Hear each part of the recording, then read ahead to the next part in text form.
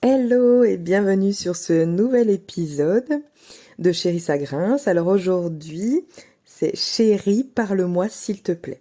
C'est en fait la deuxième partie de la demande que j'avais eue. Comment on fait face à sa chérie complètement bouleversée et qui refuse de parler?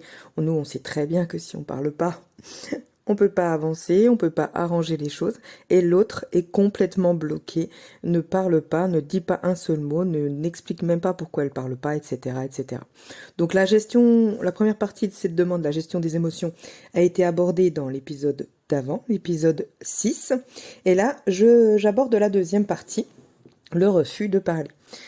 Donc, c'est vrai qu'il arrive quand même régulièrement, enfin ça dépend de vos vies, mais ça peut arriver régulièrement qu'on se retrouve face à un mur de silence. Notre chérie, la personne si chère à notre cœur, est là, en face de nous, visiblement bouleversée ou dans un état de détresse palpable. On voit bien qu'il y a quelque chose qui va pas, il y a vraiment, c'est très fort, et aucune explication ne sort de sa bouche. Elle s'est complètement enfermée dans son mutisme. Alors pourtant, toi, de ton côté, tu gardes ton calme, tu respires, tu restes doux, patient, tu lui expliques que si elle ne parle pas, rien ne peut avancer, etc., etc. Mais rien, il n'y a rien qui se passe. Elle continue à te regarder avec ses grands yeux en mode je sais pas là, et il n'y a rien qui sort de sa bouche. Donc à ce stade-là, au bout d'un moment, c'est soit tu finis par te mettre en colère et ça part en vrille et ça fait qu'empirer les choses, soit tu abandonnes le navire de façon plus ou moins constructive. C'est-à-dire, bah, quand tu seras décidé, hein, tu viendras me voir, par exemple. Voilà. Alors moi, je me suis retrouvée des deux côtés du mutisme, j'avoue, je suis quelqu'un qui peut m'enfermer très très très facilement. Mais je me suis aussi retrouvée de l'autre côté et face à quelqu'un que j'aimais énormément et impossible de faire parler. Et je trouve personnellement qu'il est aussi difficile de vivre le côté où on n'arrive pas à parler alors qu'on veut absolument parler, euh, mais aussi le côté où on voudrait bien faire parler celui qui est en face de nous et qu'on devient fou de pas y arriver. Pour moi, les deux côtés sont hyper difficiles à vivre. Euh, Parce qu'en fait, en vérité, on a toujours l'impression que celui qui ne parle pas ne veut pas parler, mais en vérité, il ne peut pas parler parce qu'il y a quelque chose qui l'en empêche. Ok. Donc on va voir ça ensemble. Euh, voilà. Alors, avant de se demander comment on réussit à communiquer avec cette personne, avec notre chérie, que ça soit qu'on soit un homme ou une femme, parce qu'en fait, ça marche hein, des deux côtés. C'est pas réservé. Le mutisme n'est pas réservé aux femmes, mais par contre, c'est vrai que c'est quand même très courant chez les femmes.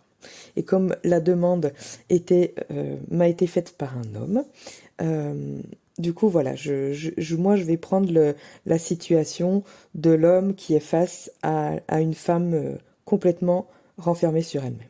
Ok? Donc, il est utile, en fait, de se demander plutôt pourquoi elle s'est enfermée en elle. Pourquoi, pouf, tout d'un coup, d'un moment à l'autre, il n'y a plus rien. Alors déjà, on peut se demander, est-ce que c'est récurrent? Est-ce que ça arrive souvent? Est-ce qu'elle s'enferme facilement? Et si elle s'enferme facilement ou pas, d'ailleurs, c'est dans quel contexte elle s'enferme? Est-ce qu'il y a eu un événement? Est-ce que, il y a eu des éclats de voix? Est-ce qu'il y a eu de la colère exprimée? Est-ce qu'il y a eu des émotions fortes? Est-ce qu'il y a eu, je sais pas, un choc émotionnel, etc. Donc vraiment, de prendre le recul et de se dire, ok, c'est pas arrivé comme ça par hasard. Mais là, forcément, il y a eu un déclencheur d'un mutisme. Ok. Alors, ça peut être un déclencheur interne, c'est de toute façon un déclencheur interne dans un sens, mais il y a possiblement, pas forcément, mais possiblement un déclencheur externe qui vient appuyer en fait sur nos boutons internes qui disent chez nous, ils disent non, non, non, non, non, stop, tais-toi, c'est trop dangereux de parler. En fait, c'est aussi primal que ça, hein, quand on regarde. C'est vraiment notre intérieur, une partie de nous qui nous dit stop, stop, stop, stop, stop, arrête de parler si tu dis le moindre mot, c'est dangereux pour toi. Ok.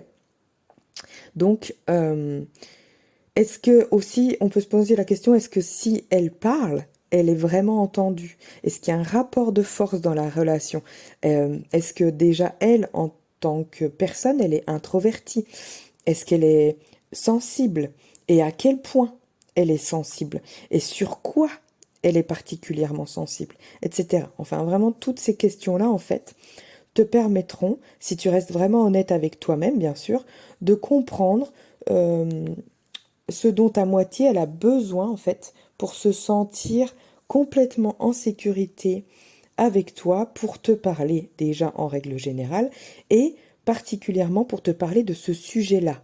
Tu vois, parce qu'en plus, il suffit que ce sujet-là, ça soit un sujet qui te concerne, un sujet qui concerne votre couple, et où elle a peur des conséquences ou n'importe quoi, ou alors ça peut être aussi un sujet qui la concerne elle, mais un sujet particulièrement délicat pour elle, ou intime, ou qui lui rappelle quelque chose et où elle se sent pas à l'aise du tout, où elle n'a pas pu en parler, par exemple, si c'est quelque chose de récurrent, elle n'a déjà pas pu en parler dans le passé, etc. Enfin, il y a tellement de configurations, mais en fait, ce qui est vraiment important de retenir euh, là-dedans, pour pouvoir avancer, c'est que dans tous les cas, ça veut dire qu'il y a un besoin de sécurité pour que la conversation ait lieu.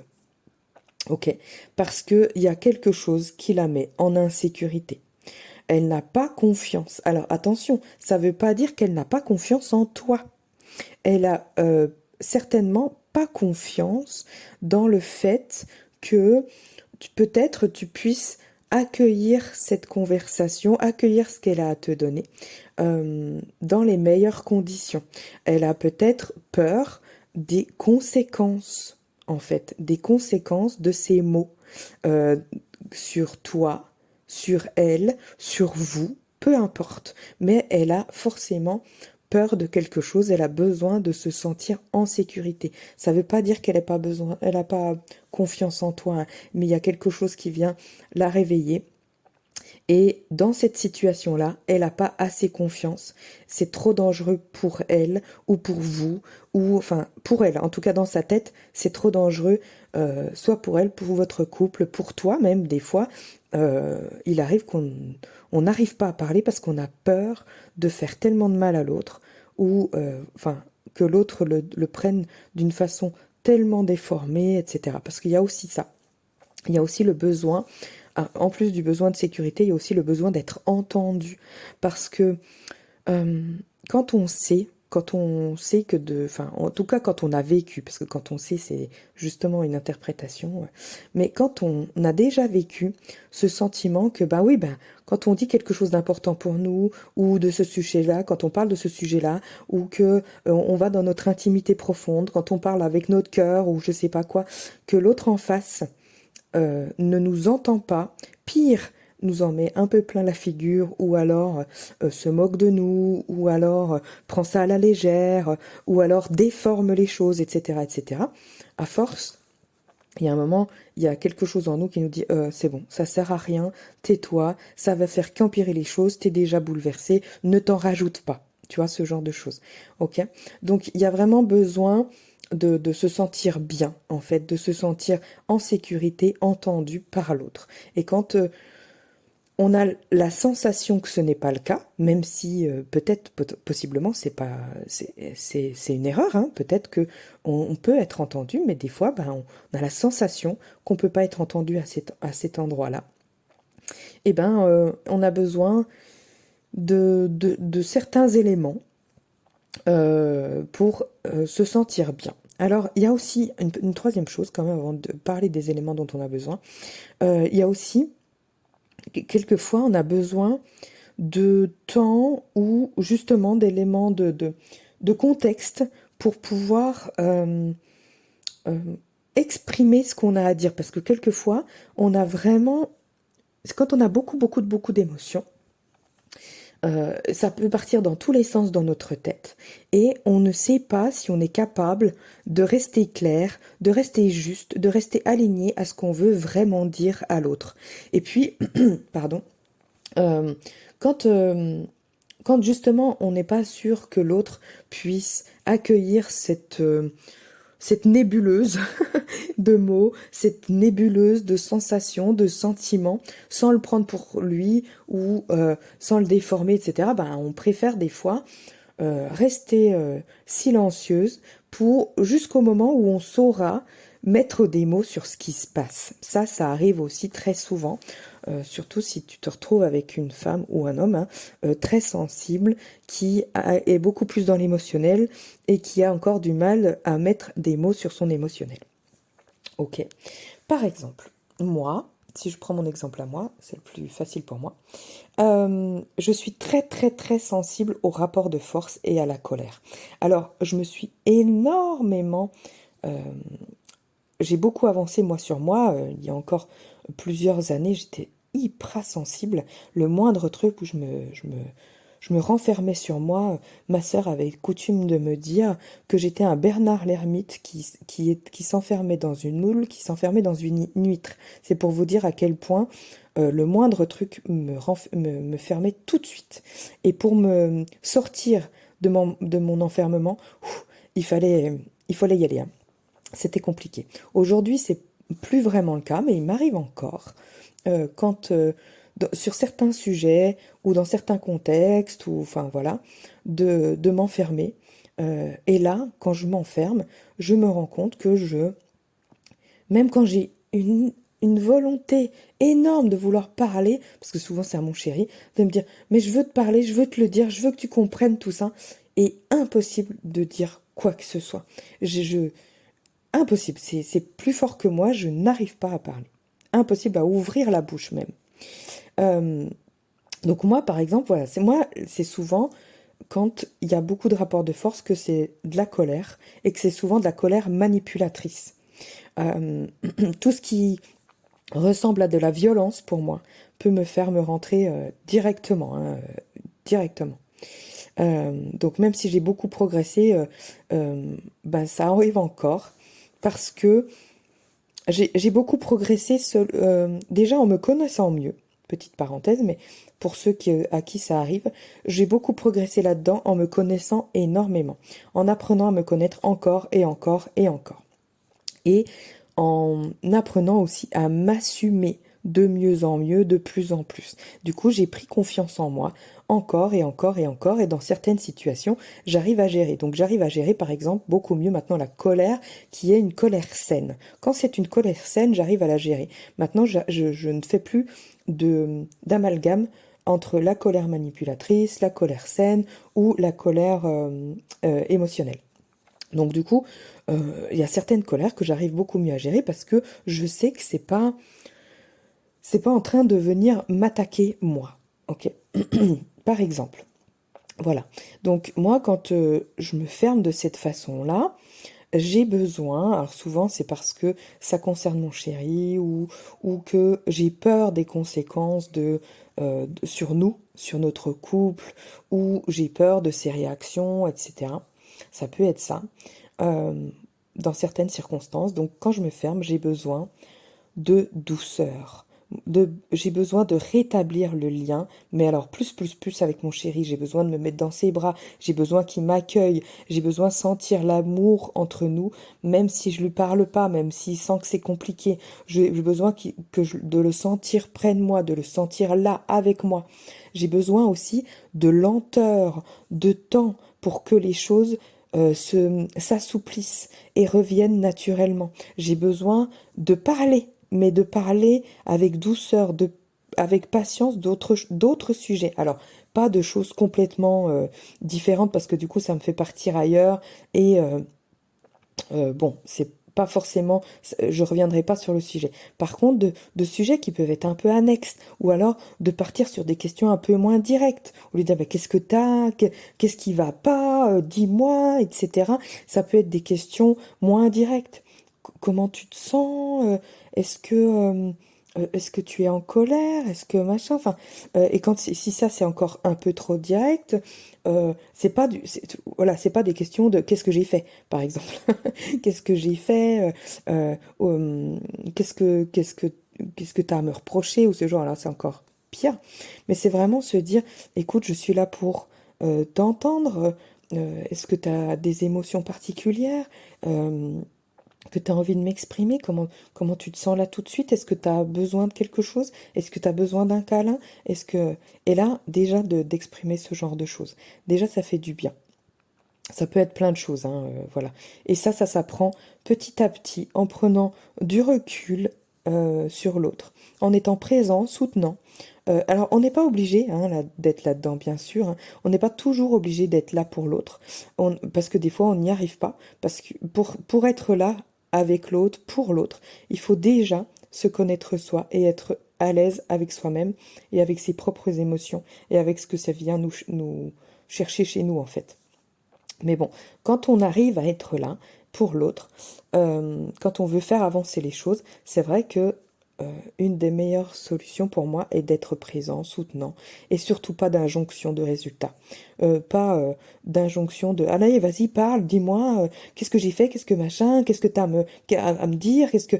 Toutes ces injonctions, vas-y, enfin, c'est très insécurisant, c'est très stressant. Et donc c'est pas ça qui aide, hein, on est d'accord. Donc vraiment être là avec l'autre, vraiment être là pour l'autre aussi, etc. Donc chacun a sa recette différente, des besoins différents. L'idée est vraiment de trouver comment sécuriser l'autre. Mais comme je vous le dis quand même, redis, en fait, pour pouvoir sécuriser l'autre, il faut quand même soit être quand même être à l'aise avec nous-mêmes. Ok. Mais ça, j'y reviendrai juste un petit peu après. Alors, la question aussi qu'on peut se poser, alors au-delà du fait que pendant la crise, qu'est-ce qu'on peut faire pour encourager l'autre, pour soutenir l'autre, pour sécuriser l'autre, c'est au-delà de ça, dans notre relation, qu'est-ce qui pourrait empêcher, qu'est-ce qui manque aussi dans notre relation pour que notre communication soit naturelle, fluide, saine, même dans les crises. C'est-à-dire, qu'est-ce que dans la vie quotidienne, euh, est-ce qu'il y a quelque chose qui empêche cette communication-là qui justement parce que ah mais nous on communique bien dans la vie quotidienne, on communique super bien et tout, et en crise boum il n'y a plus rien. Mais ça veut dire aussi que ok, dans les choses faciles, ok, il y a une bonne communication, mais qu'est-ce qui peut empêcher une communication dans les choses plus difficiles, plus impactantes pour nous, plus insécures, euh, ce qui vient nous chercher, plus engageant aussi, etc. Euh, donc, par exemple, ça pourrait très bien être dans notre relation, si on veut être vraiment honnête, bah peut-être que dans notre relation, il y a des rapports de force. Des fois, bah voilà, il y en a un qui a un petit peu l'emprise sur l'autre, même si c'est pas plus ou moins conscient, hein, c'est pas forcément voulu, etc. Mais bon, on en a quand même toujours un peu conscience si on veut vraiment être honnête avec nous-mêmes. Et mais c'est pas vraiment forcément un problème, c'est juste bah, être conscient du fait que, ok, là, on a un mécanisme dans notre relation, dans notre vie quotidienne qui fait que, bah, il y a un peu de contrôle ici, il y a un peu de contrôle là, il y a des rapports de force ici, ou alors il y a peut-être euh, des temps qu'on ne s'accorde pas. On manque de temps ensemble à ne rien faire. C'est-à-dire, c'est pas seulement ah bah si, on passe beaucoup de temps ensemble, on fait ci, on fait ça, là on fait des soirées là, on fait des soirées rien que nous deux en amoureux, on fait ça, on fait des trucs comme ça, mais en vérité, est-ce qu'il y a des moments où vous êtes que les deux, à juste voir ce qui se passe entre vous deux, où on peut accueillir le silence, où on peut accueillir les mots, où on peut accueillir les émotions, où on peut accueillir un élan, et où on peut accueillir une envie, un besoin, etc. Est-ce que dans votre vie quotidienne, dans votre relation, il y a ce type de moment? Parce que ça peut être aussi une, vraiment une clé pour déjà construire une relation particulièrement euh, extraordinaire, parce que ces moments-là sont pour moi essentiels. Et c'est vraiment là que se passent les choses. Quand on, on essaye de contrôler, de, de remplir notre relation de couple, de vouloir faire des choses ensemble, euh, on oublie qu'on a besoin de ces moments où on a besoin d'être ensemble. Juste être ensemble.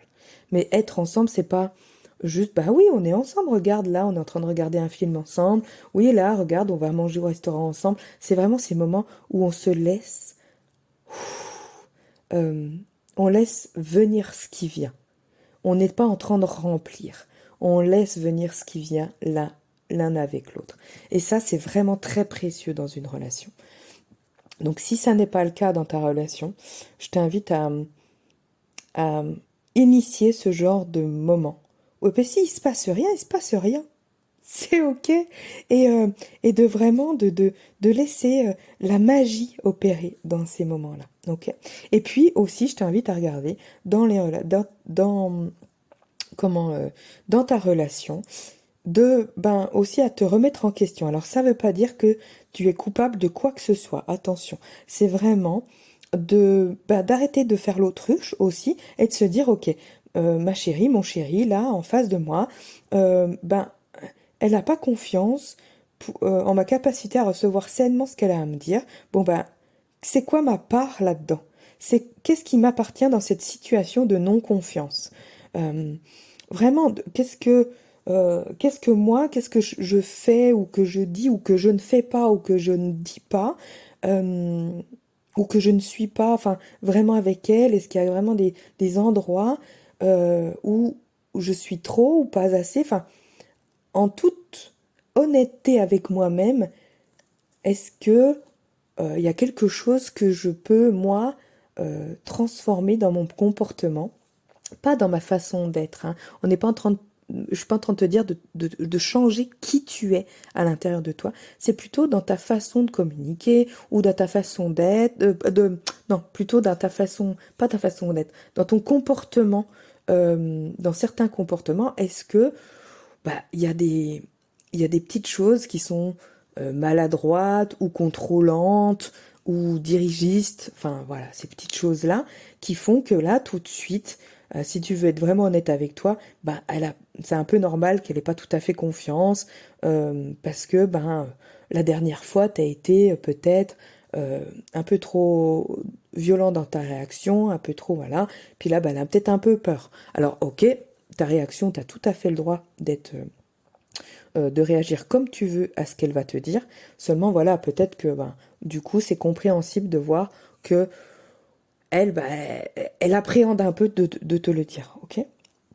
Donc, il y a vraiment besoin moi, je pense, le plus facile pour toi, ça serait d'aller voir chez toi ce qui t'appartient dans cette situation.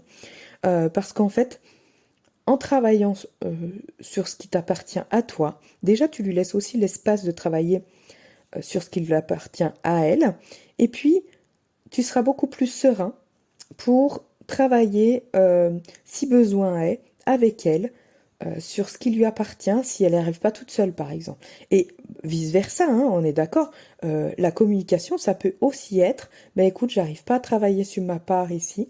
Est-ce qu'on peut, est-ce qu'on peut en parler ensemble? Ça peut être aussi ça. Mais pour tout ça, euh, pour de tels niveaux de communication, on a besoin, chacun d'entre nous est dans le couple, en individuel et dans le couple, d'aller oser regarder ce qui nous appartient.